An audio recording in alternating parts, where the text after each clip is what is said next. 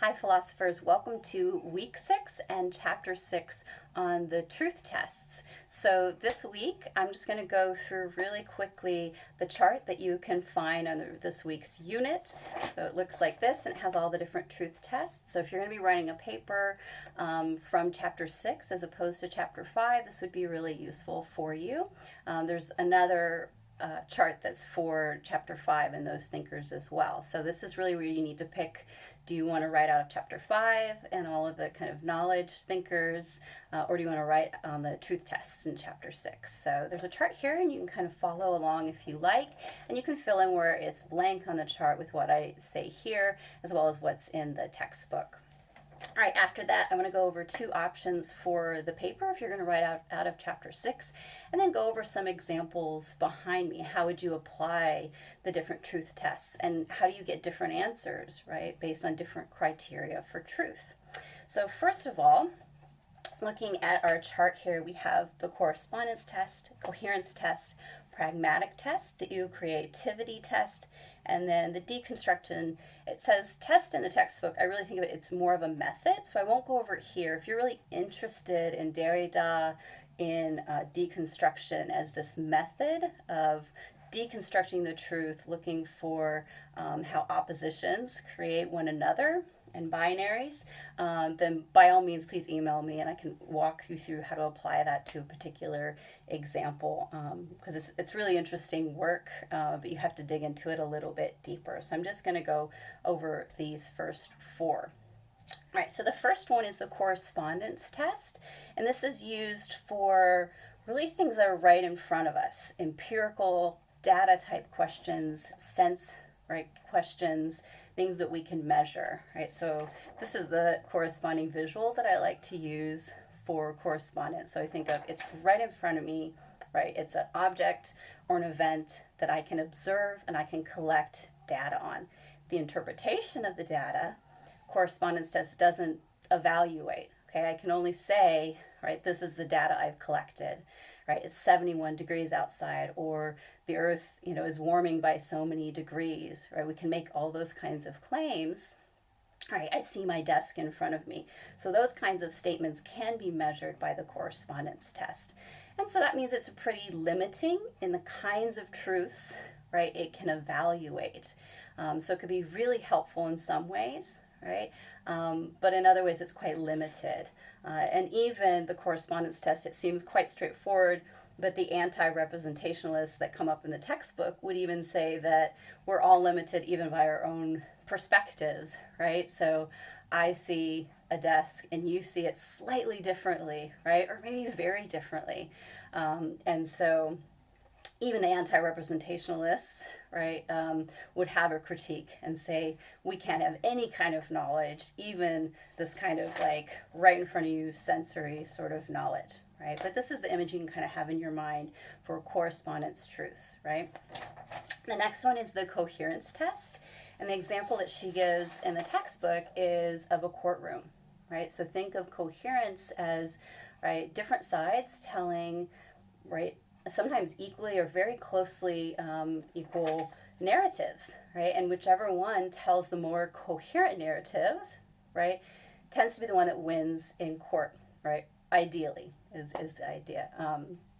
So coherence is you're telling a story about data, about truths of the world, about motives even, that are not directly, right, not directly experienced by us. So we're experiencing the narrative and evaluating whether that narrative holds together, right? So in some ways, that's a really great way to measure certain kinds of truth claims. Somebody is guilty or innocent because of the story that each side has told. But that also means it's quite limited, right? So you, for example, have people on the internet who are flat earthers, right? And they, for them, have very coherent narratives about why nobody seems to be able to understand that the earth is flat.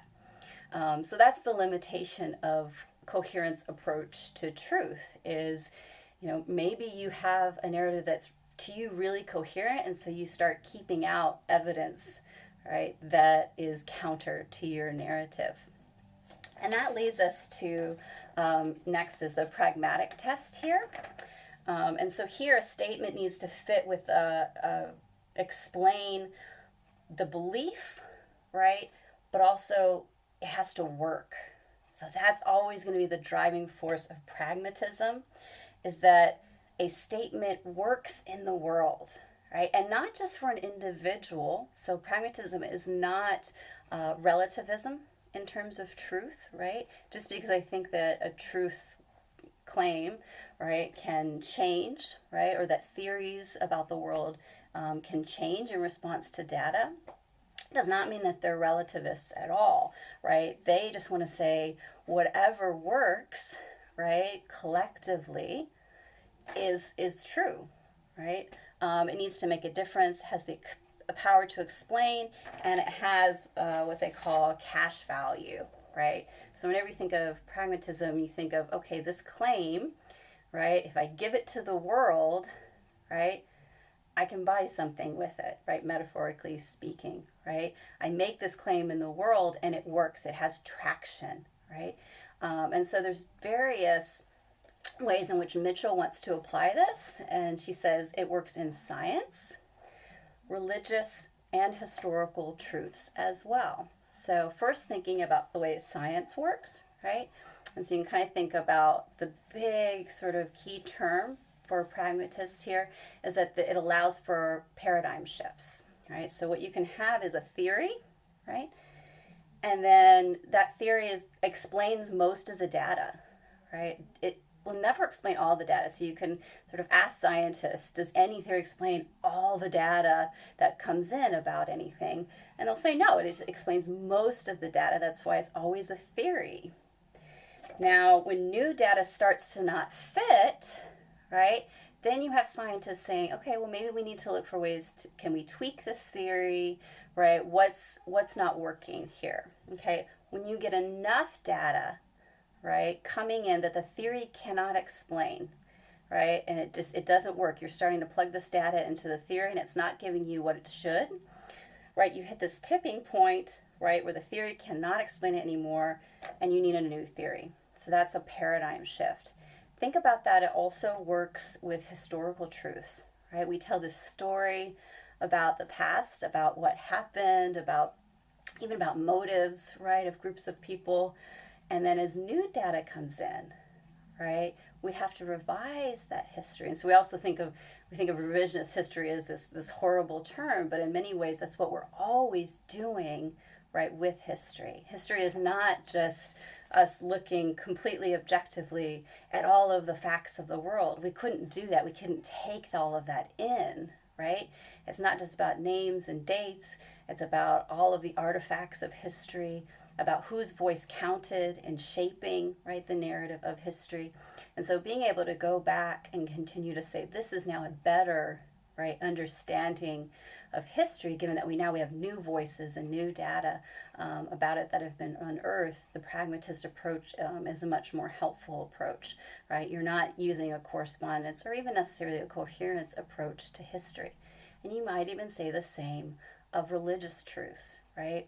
So coherence or even the correspondence approach to truth is very limiting when we're talking about religious kinds of truths, okay? Now, what's helpful about the pragmatist approach is that it also allows us to evaluate things like moral truths or even expressions of emotions, right? So the example she gives is the statement, I love you, right? Correspondence can't evaluate that. It can evaluate the things that you do. Yes, you did this, or yes, you didn't do that, but what they mean, right? Right? Whether they mean that somebody loves you or not, that would have to be evaluated by the pragmatist approach, right? Now, the last one, right, comes from creativity, right, test. And this is a test that says, it goes a little bit beyond the pragmatist approach, and it says a truth, right, or a claim about the world is true if it promotes life and growth, if it bears fruit, right? So if we plant that seed, if we plant that truth, right, if it truly is, right, something that gives life, right, then we call it true. Okay? And if it's not, and this is again, it's a communal evaluation of that, then we say, no, that was not true. And again, this would be really helpful for thinking about religious truths, but also kind of ethical and even political truths. Okay, so this is another one you can turn to, especially if you're looking outside of the Western tradition and looking to traditions within Africa. This is what is used, and it's deeply based in the community deciding, right, this is bearing fruit for us or not. Okay. All right, so there are two approaches that you can take if you're writing an essay, right, your epistemology essay, and if you're going to do it from chapter 6. So remember, try to stay within one chapter or the other, and that'll keep you really, really focused on doing an argument. So the first option is a little more straightforward. You could argue either for or against Mitchell's thesis in that chapter. So her thesis is that there are different kinds of truth tests that work for different kinds of truth. Okay, so you could argue for that or against that. So if you were arguing against that, right, perhaps you're somebody who thinks, no, the only kinds of claims that we can make about truth, right, are correspondence claims. If it's not right in front of me, right, then it's not a claim about truth, right? It's something else, okay? So that's a very sort of straightforward objection to the way Mitchell approaches truth in the chapter. So to counter that, she says there are many different kinds of truth tests for different kinds of contexts, right?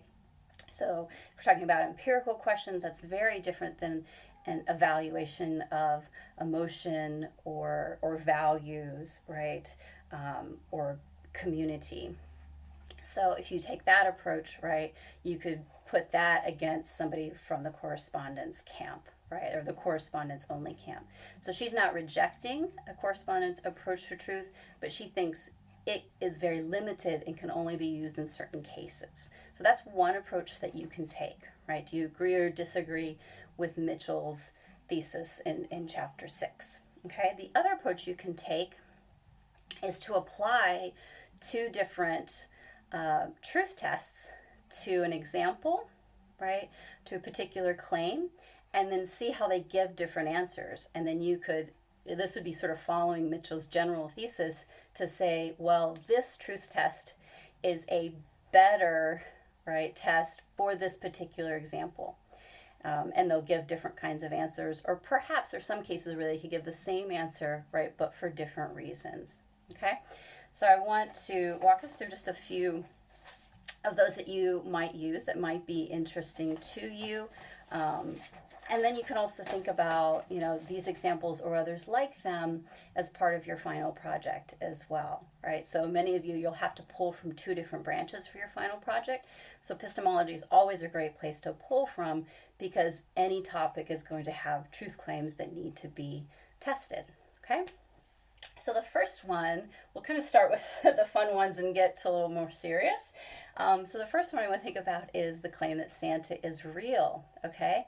So if we're thinking about, right, the correspondence test, right, Santa doesn't necessarily pass that unless you're just making the very narrow claim that I saw someone who looks like the representation of Santa, right? You could make that claim and that could be a true claim. But if we're really getting into, like, I believe in Santa, Santa is real, Santa that comes with all the trappings of Santa, and I've seen and experienced, right, all of those things. I've seen the flying reindeer, I've seen the North Pole, I've seen all those things. That fails the correspondence test, right? The coherence test and the pragmatist test, right, I think Santa could fail or could pass. And I think part of that's based on your age, right? And whether or not a really good story has been told to you, right? Thinking about the coherence test, right? So I didn't experience the North Pole or all of these other things, but there's a really good story that's been crafted around Santa to make me believe as a child, right? Versus maybe I have parents who told me a very different kind of story where Santa doesn't make sense. And so you have two competing versions of Santa exists or doesn't exist based on the stories that you were told and how coherent they were. Now, in terms of the pragmatist test, perhaps when you're really small, Santa has cash value, right? So I'm told that this person comes and leaves gifts, right? And every Christmas, that's there, right? So there's explanatory power. Now, as you get new data and you get older, right, and you start processing more and more data, there's a paradigm shift. So, what are some of those examples that you guys might give in the discussion section, right? Examples of data that just don't fit anymore, right? So, one might be, well, how come, I get a ton of gifts, but the kid down the street who's just as good as me, right, doesn't get as many gifts, right? How do you explain that, right? If you have the Santa that's supposed to be, giving good kids, right, the same amount of gifts, right, then this theory of Santa doesn't have explanatory power anymore, right? Or I saw mom or dad putting presents under the tree. Well, that might be a huge paradigm shift. Now I have a big chunk of data, right, and the theory just doesn't do the explanatory power anymore. So that paradigm shift of pragmatism would be a really interesting way to think about, right, the truth of Santa. And then you creativity test, right? Does Santa promote growth, promote life and growth and bear fruit for people, right? So is it real, this idea of Santa, in a very different way than a correspondence approach to truth might be looking for? All right, so the silver rule, it's the sort of flip of the golden rule in some ways. And I had this in my kind of daily quote book. I came across it this past week, and I thought, oh, that's such a great one to think about truth tests. And so it says, that which is hateful to you, do not do to your neighbor. This is the entire Torah. The rest is commentary.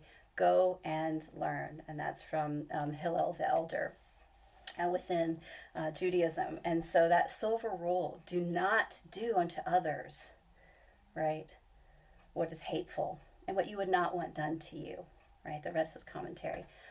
Well, how do you even begin to evaluate that from the correspondence, right? There's nothing to see there, right? There's no event or object, right?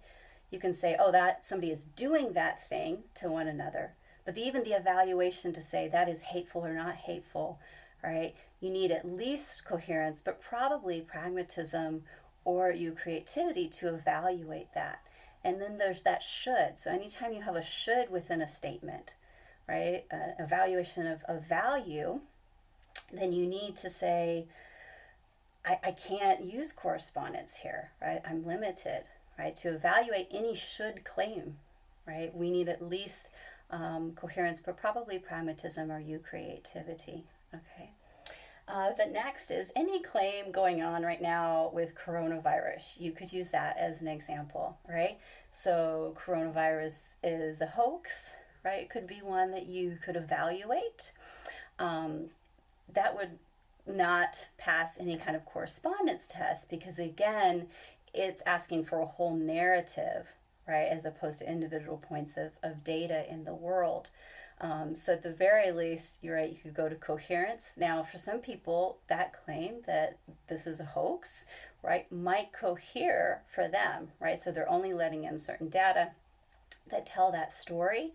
So a counter, right, coherent narrative, right, might not work. And so what Mitchell says is that's one of the limitations of coherence theory, is that while it might be great for courtrooms, and for things that have sort of already passed, for ongoing truths that we need to be examining, that's quite limiting, right? Because people holding on to coherent but possibly very dangerous claims have real effects in the world. And so you might want to turn to pragmatism or creativity to evaluate a claim like the coronavirus is a hoax, or something like people should wear masks, right, during the pandemic. So again, correspondence is going to be very limited. It could only say, right, this test shows, right, that it limits, right, the amount of particles in the air. But again, making that leap to should, you're going to need a different kind of criteria to make that sort of truth claim. And you're probably going to get that from pragmatism if you're making a claim about people should wear masks. Okay? Now, finally, looking at something like justice reform, so something that we're right in the middle of this conversation about race and justice and what justice reform in the society looks like. So, again, a claim for the United States needs reform in its justice system, right? So, again, we have that kind of should value claim, right? A correspondence idea of truth can't evaluate that claim, right? It can say these are the numbers, right, of people who have died under police custody or whatever it might be, right? It can just give you those basic facts. Now, how we interpret those facts, what we do with those facts to make these moral claims and these claims about justice are probably going to, again, go to either pragmatism or creativity. Now, again, coherence is going to be quite limited here because we have, and you see this in the news, we have very different and sometimes very coherent within their own worlds, right, narratives about what's going on. And so how do you, in some ways, break the tie, right, between two very strong, coherent narratives? You need, I think, that next step to say either, does this have cash value, right? Is this going to help explain the world and explain what needs to be done next, right? Or does this bear fruit, right? Does this plant a seed that will help us grow, right, as a community? And so evaluating certain claims, whether it's the simple claim of Black Lives Matter, right? So that'd be a really interesting one to do, or the claim that, right, we don't have justice in this country, or we do have justice in this country, right? Evaluating those claims is going to take something like the pragmatism approach or the creativity approach, okay?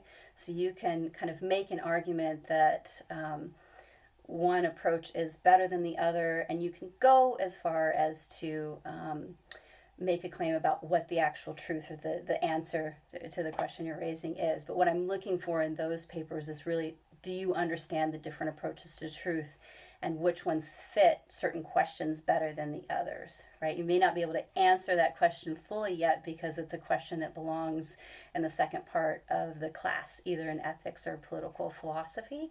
But being able to say, this is the criteria I'm going to use to evaluate those claims that are part of this conversation, that's really what I'm looking for. All right? So I hope you enjoy the discussion questions. They're really varied this week. So everything from Santa to meditation, all kinds of different options for you. So get on there, dig in deep, and try to really write, thoughtful responses to your colleagues as well, and then kind of poke around and look around at the other discussions and the quotes people are using, and use one another to help, right, you craft your essays. If you have any questions or you want to talk to me during virtual office hours, you can pop in at any time, Wednesday from 10 to 11, or Fridays starting at 10 till 12. All right, I will see you on the discussion board. Bye.